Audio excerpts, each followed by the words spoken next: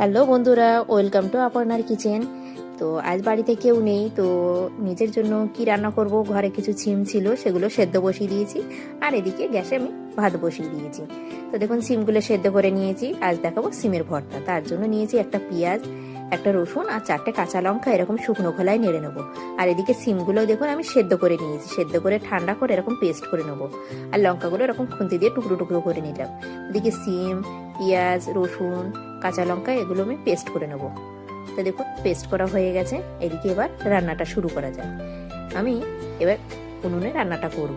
তার জন্য দেখুন কড়াইয়ে সর্ষের তেল গরম করে দুটো শুকনো লঙ্কা ভেজে নিলাম, আর ওই তেলে দিয়ে দেবো কালো জিরে। কালো জিরে দেওয়ার পরে যে সিম বাটা, মানে সিমটা পেস্ট করে রেখেছিলাম সেটা ঢেলে দেবো। দিয়ে দেবো পরিমাণ মতো নুন আর হলুদ। এরকম নাড়াচাড়া করে একটু শুকনো করে নেবো। তো দেখুন এরকম শুকনো করে নিয়েছি। এর মধ্যে দিয়ে দেবো চিনি আর একটু কাঁচা সর্ষের তেল দিয়ে নামিয়ে নেবো। তো রেডি হয়ে গেল সিমের ভর্তা। তা দেখুন গরম ভাতের সাথে সিমের ভর্তা দিয়ে জমিয়ে খেয়ে নিলাম। দারুণ লেগেছিল কিন্তু খেতে, এক থালা ভাত খেয়ে নিয়েছি। তো দেখুন এভাবে আপনারা বাড়িতে ট্রাই করতে পারেন। এই সিম ভর্তা হলে আর কিছুই লাগবে না। টাটা।